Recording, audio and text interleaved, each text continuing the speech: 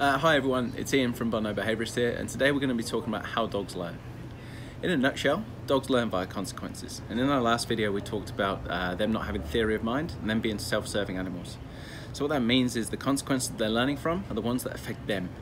There's an old myth out there that dogs pick up on our anxiety, they know when we're happy and they know when we're sad, but again, going back to our last video, it's not true. So we're just going to go through things that actually influence them and how they learn. So it's simple. Dogs are always learning via consequences. If they complete a behaviour and they get positive consequences for that behaviour, then they're likely to repeat it. If they complete a behaviour and get negative consequences, then they're going to likely to avoid those consequences and avoid completing that behaviour again in the future. But it's more complex than that. They're always weighing up what everything in their environment, and so they're weighing up risk versus reward. All of the influences are in their world at that moment.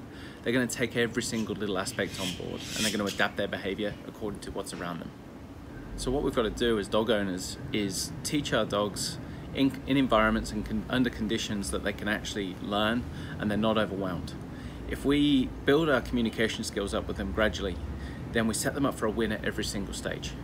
If we train the communication patterns in the home, for example, and get them coming when called, ask them to stay, and we build these basics of recall up in an environment that they're actually able to learn, able to achieve it, and without getting distracted, then we're setting them and us up for a win. But again, we take our dogs out and we set them up to fail. We ask them to be able to do these behaviours at home, and then we ask them to do them in the dog park where there are a million distractions. If we just take our time and take them out, say for example, just outside the house or even in the garden, and build it up so that we are aware of what the distractions are and we are aware of what actually our dog is interested in as well, so we're learning the individual characteristics of our dog, then we're paying attention to detail, and that allows us to actually build a stronger relationship with our dog. It allows us to build up communication patterns with our dog, and the stronger the bond it is with our dog. So it's healthier all around. So knowing that they're learning via consequences really should influence how we train. And we have a negative bias, and dogs do as well. We always seem to notice the negative things in our life and the bad behaviours that our dogs display. But if they're the ones that we draw attention to, then they're the ones that the dog's actually going to get more attention for. So it's really important, I think, to reward behaviours we want. Start acknowledging and even recognising is a very good step. What behaviours do you actually want to see? Because if we start looking for them, then our dogs are probably offering them to us all the time.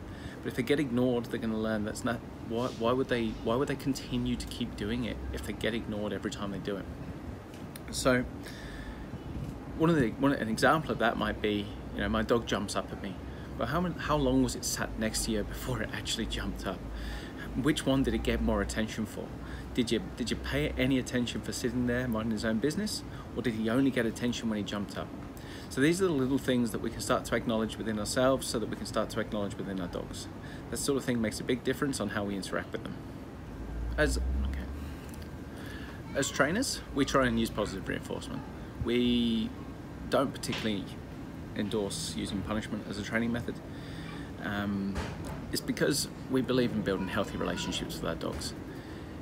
If we spend our lives walking around anticipating and waiting for the next mistake that our dog makes, it's a pretty crap life for us, and it's a pretty crap life for the dog as well.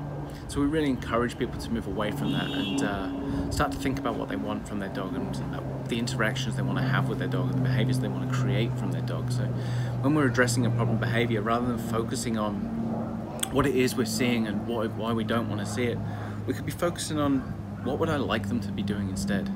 Because if we're aware of it and we can train it and we can teach it and we can reward it, then the dog will start to do this more often, and we end up with a dog that we don't even like. It's just a joy to be around. So another factor when it comes to dogs learning is the fact that they move on in 0.5 seconds. Their brain is literally present in that moment in time. It means that they don't have the ability to contemplate their previous actions. They don't sit there and reminisce, or nor do they sit there and think about how naughty they've been.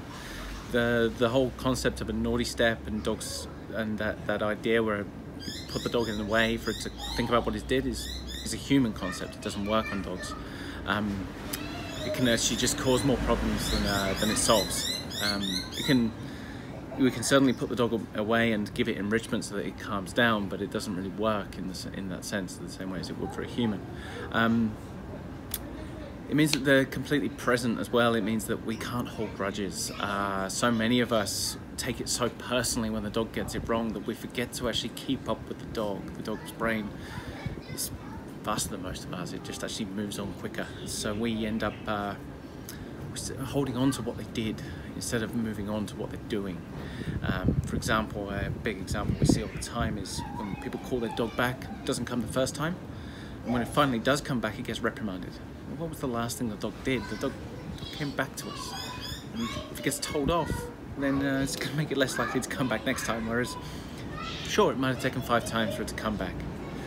But if you pay it immediately and make sure that he gets rewarded and make sure that when he does come into your space, he gets rewarded for doing so, then he's going to feel better, and it's probably going to speed up the amount of time that it takes to come back next time as well when called. So in a nutshell, guys, the message is acknowledge the behaviors you want, pay them for it, keep paying them for it. If the behavior deteriorates, go back to positive reinforcement and make sure that they learn that doing what we ask is more rewarding than what we don't want them to do. Keep making sure that we reward the behaviors we want, keep making sure that we build relationships, keep communicating with our dogs, and build a loving relationship based on trust and communication. Thanks for watching, everybody. I hope you've enjoyed the video. Keep watching for more information on all things dog training and behavior.